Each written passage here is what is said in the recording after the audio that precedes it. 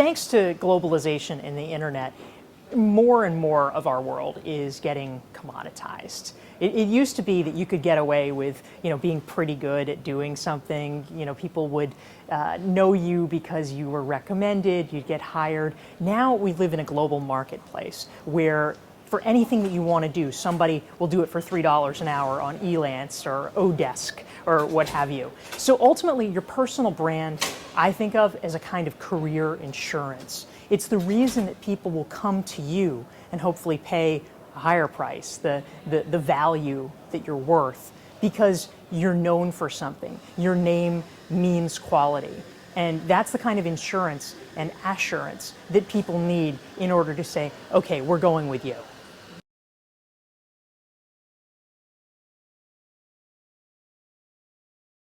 These days, personal branding is something that I think almost everyone should be thinking about and considering. And part of the reason for that is that it's really your reputation that we're talking about. It's a synonym for your reputation. And so if you're a knowledge worker, if you do anything that is some kind of professional service where people can't literally see, the cabinet that you're making, if you're an accountant, if you're a lawyer, if you're a project manager, how can people actually tell, unless they've been trained in the exact same discipline as you, if you're any good?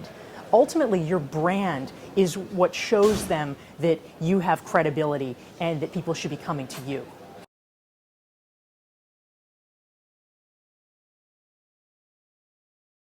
There are a lot of ways that students, even very early in their professional careers, can begin to define personal brands. A really easy one, which a lot of career services people would recommend, is to start taking on leadership roles in organizations. It is immeasurably beneficial for you to be the person at the front of the room who everyone is lining up to talk to, rather than the person whispering in the back.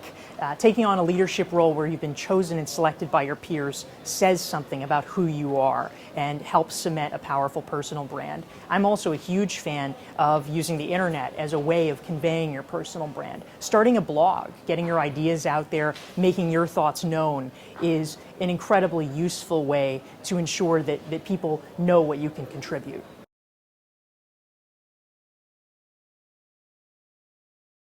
I think one of the most critical mistakes that people make and where they fall short in developing their personal brand is that they don't pay sufficient attention to creating a narrative. And what I mean by that is that for all of us, we're in our heads 24 hours a day. We assume that other people probably understand perfectly what our motivations are, where we're going, where we're heading, and the truth is they don't. They're not all that focused on what we're doing, what we're up to, or why we're doing it. So we need to craft a short, succinct story to help them see, to help them understand and visualize, here's where I've been, and here's where I want to go. And this is how the skills that I've developed over time will add value in this new context. If you can explain that, then you're halfway there.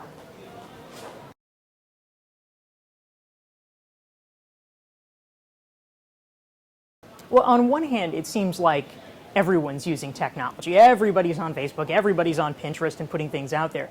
On the other hand, very few people are using it in the right way, which is creating content that adds value to other people. It's not about some narcissistic form of self-expression where we're taking pictures of our lunches. It's about creating content and information that brands you as someone that people really want to listen to when it comes to your discipline, whether it's marketing or accounting or what have you. If you can create things that are so interesting that people specifically seek you out, if you can become a trusted source of information, that is incredibly powerful, because 20 years ago, you had to have a gatekeeper, nod and say, oh yes, we'll let you through. Now, it's a meritocracy of content. And if you're putting out things that people seek out, you can establish your brand definitively and rocket to the front.